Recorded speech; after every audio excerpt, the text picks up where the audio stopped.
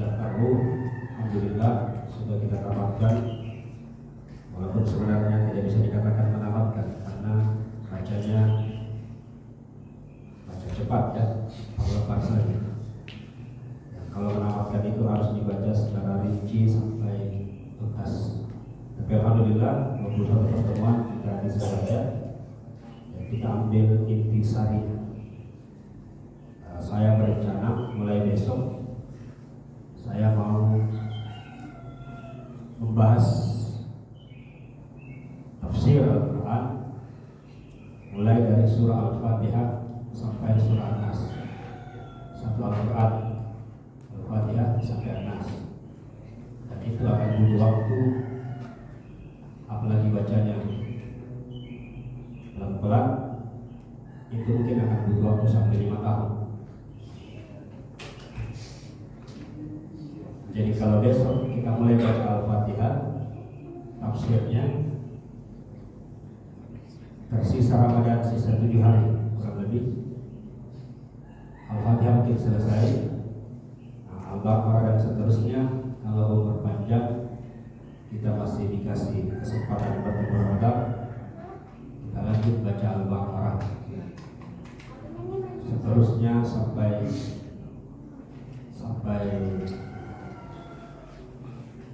kita wafat.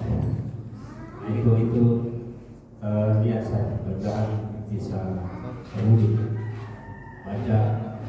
Baca Al-Quran, tepatnya membaca tafsir Al-Quran mulai dari Al-Fatihah sampai surah An-Nas. Insyaallah kita mulai besok. Subuh ini saya ingin membaca satu peristiwa. Ini kitab kebetulan miliknya Pak Haji Rustam. Semalam waktu saya sholat di masjidnya, saya lihat kitabnya, saya pinjam. Ini kitabnya adalah Umdatul Qari, Syarah Sahihi Al-Bukhari.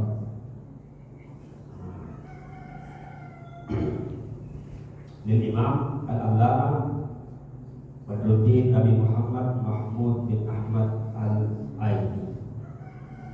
Jadi kalau di Al-Quran, kitab Al-Quran, kemudian ada ulama yang menjelaskan makna ayatnya, maka itu namanya tafsir. Kalau ada hadis, kemudian ada ulama yang menjelaskan makna hadisnya, itu namanya syarah.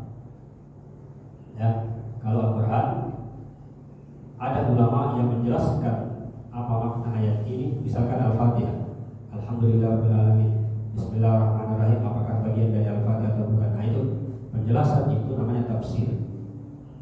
Kalau di hadisnya seperti ini, kemudian ada yang menjelaskan maknanya begini, nah itu namanya syarah. Tafsir dan syarah itu ranahnya para ulama. Kalau dalam ilmu hadis dikatakan kitab terbaik setelah Al-Quran adalah kitab Sahih Bukhari. Ya, kitab terbaik setelah Al-Quran adalah Sahih Bukhari, kemudian disusul Sahih Muslim, kemudian disusul Sunan Abu Daud, kemudian disusul An-Nasai, kemudian disusul Ibnu Majah, dan seterusnya. Ada 6 kitab yang disebut sebagai Kutubus Sittah. Nah, itu urutannya ya. Al-Quran, Sahih Bukhari, Muslim, seterusnya ke bawah. Nah, dari urutan-urutan ini, setiap urutan ada ulama yang datang menjelaskan. Nah, kitab yang kita baca ini, Umdatul Qari, adalah salah satu dari upaya ulama menjelaskan Sahih Bukhari. Jadi Imam Al-Bukhari berpetualang mencari hadis. Setelah dapat hadisnya dia tulis. Tapi apa yang dia tulis itu belum dijelaskan apa maksudnya. Nah, kemudian setelah Imam Bukhari wafat, adalah orang yang datang melihat kitab itu, kemudian dia, oh maksudnya begini, oh maksud hadis ini seperti ini. Nah, kegiatan itu itulah yang disebut dengan syarah.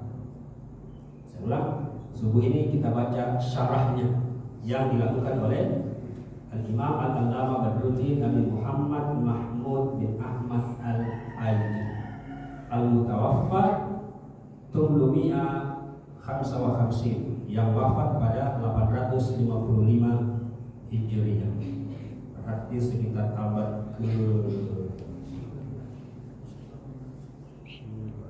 kalau 6 Hijriah, 1 Hijriah itu abad ke-7. Tadi kalau 8 abad ke berapa itu? 7, 16 ya? 7, 8, 9, 10, 11, 12, abad ke-14 Hijriah. Abad di mana agama kita lagi besar-besar. Di Eropa lagi terpuruk. Lewat abad ke-14 Eropa naik, kita turun sampai sekarang. Jadi di abad ke-14 orang Arab, orang Islam menemukan matematika, menemukan angka nol, menemukan mesiu, alat untuk membuat senjata, menemukan kompas. Tapi penemuan itu dimanfaatkan oleh orang Eropa. Eropa sekarang berkembang, kita justru yang di bawah. Ini sekarang pengetahuan, apalagi buat anak-anak ini. Bismillahirrahmanirrahim. Haddatsana Yahya bin Bukair. Jadi haddatsana diberitakan dari Yahya bin Bukair. Qala, dia berkata, haddatsana Al-Lais, diberitakan dari Al-Lais, an Yunus, dari Yunus, an Ibn Shihab, dari Ibn Shihab, an Anas bin Malik, dari Anas bin Malik. Anas bin Malik ini kakek buyutnya Malik bin Anas.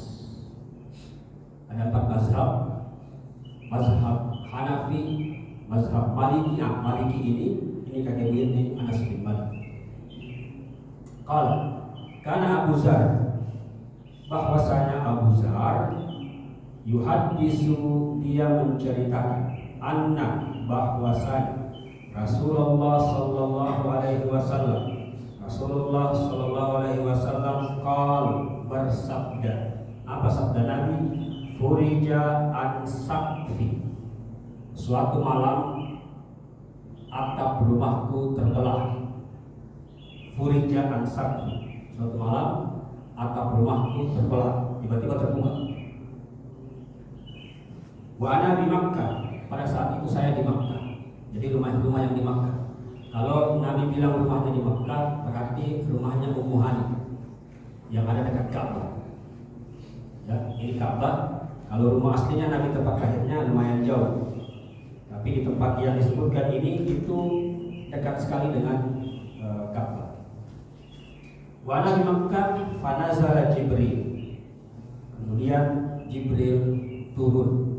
Jadi dari atap yang terbuka muncul Jibril turun. Fa faraja sadri, turun langsung tangkap saya, kemudian dia belah dada saya. Fa faraja sadri, dia belah dada saya. Tsumma ghasalahu bima'i Zamzam, kemudian dada yang dibelah itu dicuci dengan air Zamzam. Dalam satu riwayat, jantungnya itu dikeluarkan. Kemarin waktu kita bahas ruh, yang dimaksud dengan jantung itu adalah hati. Jantungnya dikeluarkan, kemudian ghasalahu bima'i Zamzam, dicuci dengan air Zamzam. Summa ja'a bitastin min zahabin, kemudian dia datang lagi dengan membawa loyang, yang loyang itu loyang emas. Bitastin min zahabin, mumtaliin hikmatan wa imanan.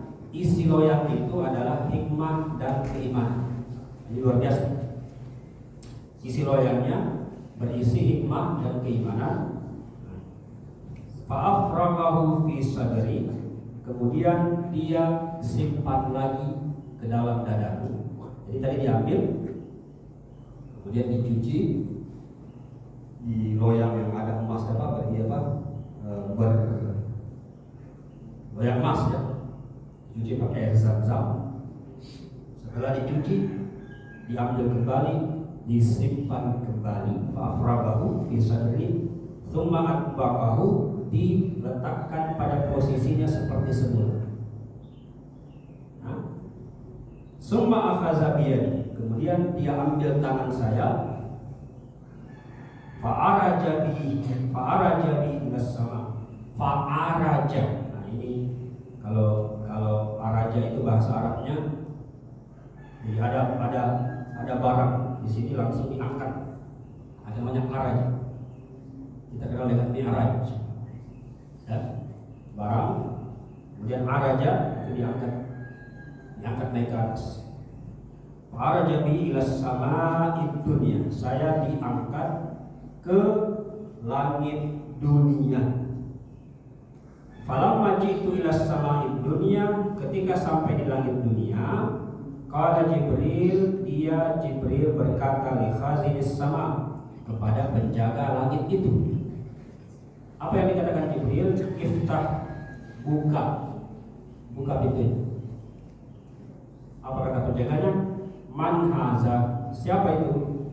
Kala Jibril. Katakan lagi, siapa yang bersamamu? Kata Jibril, na'am ma'iya Muhammadun sallallahu alaihi wasallam, bersamaku Muhammad sallallahu alaihi wasallam. Maka kemudian berkata lagi Jibril, Khazin itu penjaga langit tadi. Apa katanya? Aursila ilai, apakah dia seorang rasul? Qala na'am. Jibril bilang ya. Falamma fataha alawnas sama'ad dunya, fa iza rajulun qa'idun ala yaminihi aswidatun wa ala yasarihi aswidatun.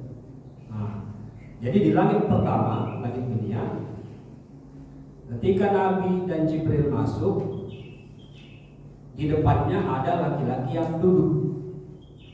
Di samping kanan laki-laki itu, ini disebutkan aswidatun, ada sekelompok orang. Dan di samping kirinya aswidatun, ada sekelompok orang.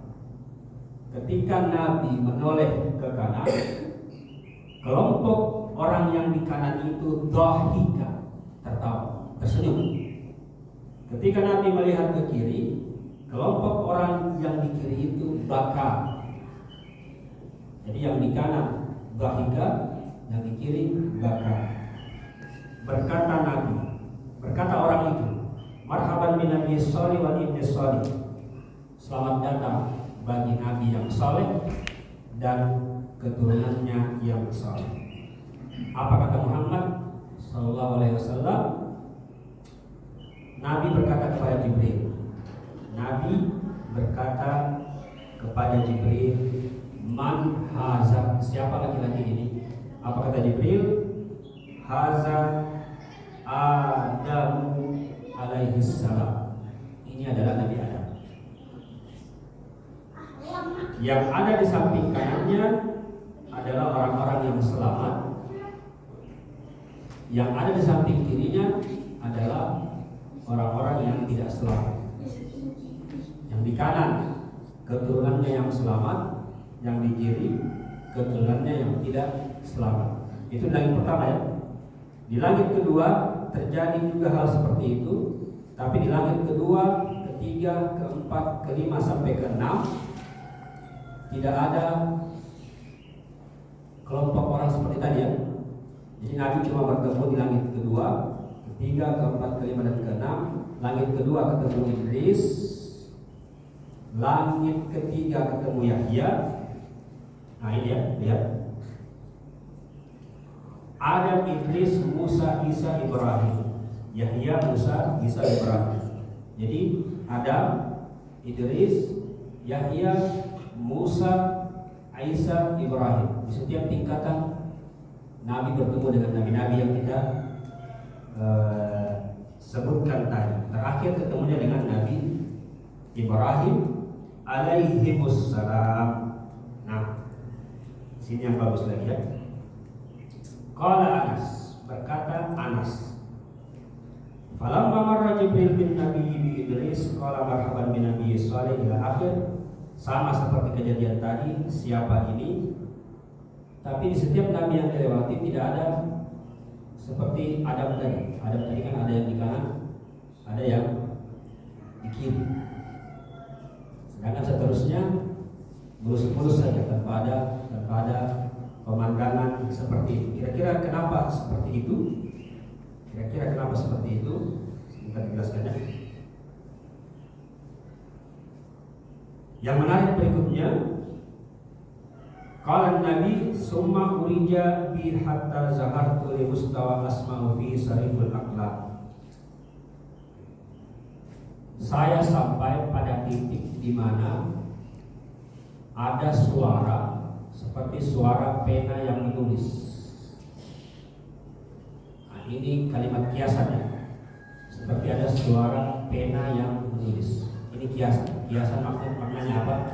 Jadi ada satu tempat di tempat kejadian ini, satu tempat di satu ruangan.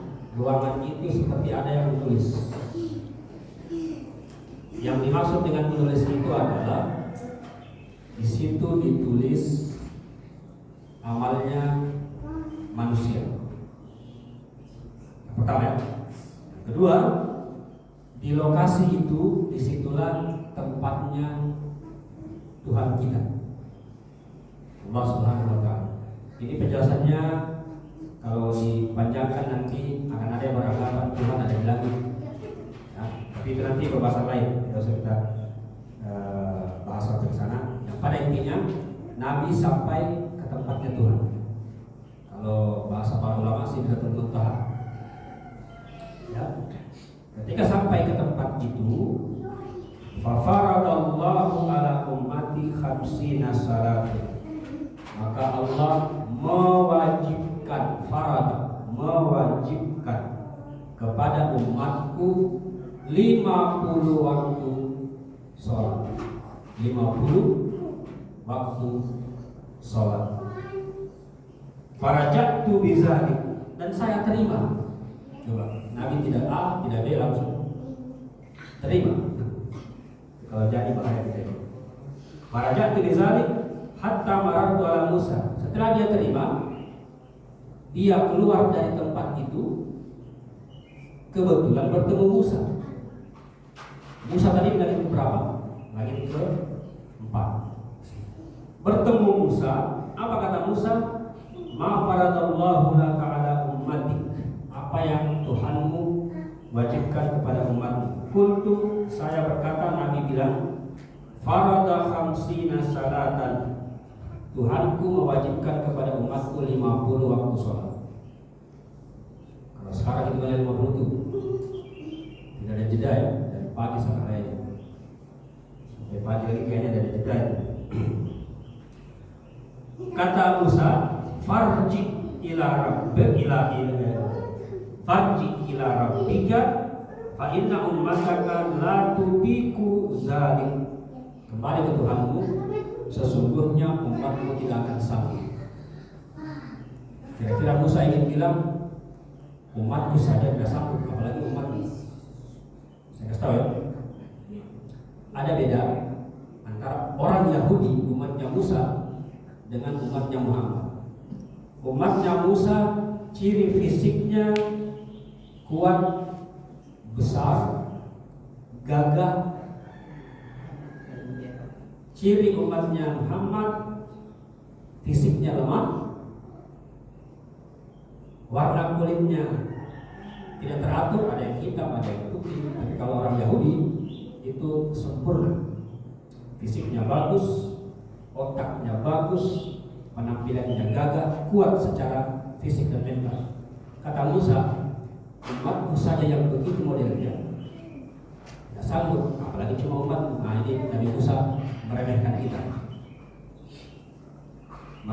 kita sebagai umatnya Nabi. Nabi dengar itu, Dengar itu, farajatu fawada'a syatraha farajatu ila Musa. Jadi Nabi kembali kepada Tuhan. Kemudian singkat cerita kembali dikasih 25. Syatra itu setengah. Tadi 50 jadi 25. Oh, sudah longgar ya. Nah, keluar kembali Nabi Muhammad. Muhammad keluar kembali. Ternyata Musa menunggu di depan. Kira-kira gitu ya. Musa menunggu. Bagaimana? Apa kata Nabi? Wada'a syatraha, saya dapat setengah. Maksudnya 50 tadi, sekarang sisa 25. Apa kata Musa? Masih pandangan ente. Rajib rabbak fa inna ummataka la tudiku. Kembali, umatmu pasti tidak sanggup. Umatmu pasti tidak sanggup. Farajatu fawada'a syatraha. Kemudian Nabi kembali lagi, dapat lagi setengahnya. Berarti kalau 25 setengahnya berapa? Sekitar 13. Sampai 15 ya. Sekitar 12, 13, 15 seperti itu ya. Dapat setengah, kembali lagi. Ketika kembali, Musa masih menunggu juga. Memang di antara sebuah nabi yang paling Peduli. kalau bahasanya sekarang yang paling rewa itu adalah Nabi Musa. Nabi Musa itu kalau perwujudannya di umat Islam itu Umar bin Khattab, rewa dan takut. Dan memang dia lebih dekat kepada Tuhan. Makanya dia dikatakan kalimullah. Orang yang kalau ada masalah dia langsung bicara langsung kepada Tuhan. Nah, itu Musa kelebihan. Dia menunggu ternyata. Bagaimana? Saya dapat setengahnya lagi. Apa kata Nabi Musa? Irji ila rabbik fa inna ummatak la tudi. Kembali lagi. Belum mampu umat ini. Pasti belum mampu. Kemudian kembalilah lagi Nabi Muhammad kepada Tuhannya. Akhirnya dapat 5. Yang kita dapat sekarang. Ya. Dapat 5, coba lihat. Ketika dapat 5, Allah bilang begini. Wahya khamsun la yubaddalul qaul ladayya. 5 ini sudah ini nih. Tidak bisa kita berubah lagi ya. Kira-kira begitu perjanjian. 5 ini sudah tidak usah kau protes lagi. Nah, ketika Nabi Muhammad mendapat 5, dia keluar, ada Nabi Musa. Apa kata Musa? Rajib rabbak, kembali ke Tuhanmu, umatmu pasti tidak sanggup. Berarti Nabi Musa sangat meremehkan kita. Orang Yahudi sangat meremehkan kita. Kira-kira begitu. Ya, Rajib rabbak fakultu. Nabi bilang begini. Istahaitu ya Rabbi, saya sudah malu. Berapa kali saya bolak-balik, saya sudah malu. Dan tadi Tuhan sudah, kalau bahasanya sudah ketuk palu. Ini tidak bisa dirubah ya, 5 ini sudah. Kira-kira begitu ya. Bisa dirubah. Akhirnya saya sudah malu kalau kembali. Jadi peristiwa ini juga menyebar di kalangan orang-orang Yahudi. Mengapa orang Yahudi sangat meremehkan orang Islam? Salah satunya peristiwa ini. Ada dialog antara Nabi Musa dan Nabi Muhammad ketika menerima perintah sholat itu. Memang kita dianggap tidak mampu. Dan memang terbukti 5 saja sangat-sangat suka. Bagaimana kalau 50 tadi? Kalau 50 tadi mungkin tidak ada yang pergi di pasar. Ada yang di PNS, ada yang masih ada tapi ya itu luar biasa. 5 saja sudah merepotkan ya, sudah merepotkan bagi orang-orang yang menganggap itu repot. Ya, itu bisa saya. Kemudian summan talaka bi hatta intaha bi ila sidratil muntaha wa ghasyiha alwanun la adri ma hiya. Setelah peristiwa itu selesai, Jibril datang menghampiri saya saya diajak jalan-jalan ke Sidratul Muntaha yang saya tidak tahu daerah apa itu, saking indahnya, kira-kira gitu. Tapi Nabi jabarkan begini, saya masuk ke situ, saya lihat ada habaib, ada kubah, luk-luk, ada mutiara, jadi kubah yang bertabur mutiara. Wa iza turabuha al-misk, itu cahayanya luar biasa kilau. Jadi Nabi seolah melihat ada kubah yang kubahnya itu ada mutiara berkilau-kilau yang luar biasa. Nah ini kemarin yang di pertemuan keberapa ya, yang saya bilang ada 3 cara menjelaskannya, ada isbat atau tafwid, ada takwil, ada tajsim. Kalimat-kalimat seperti ini jangan kita terjemahkan secara langsung. Oh berarti kalau di surga itu ada kubah, kemudian ada mutiara. Di sini perlunya takwil. Kebiasaan orang-orang Arab dulu untuk menggambarkan keindahan itu dengan 2 cara. Keindahan itu ditandai dengan adanya kubah, dan keindahan itu ditandai dengan adanya mutiara. Maknanya apa? Maknanya jangan langsung diterjemahkan, oh berarti di sana itu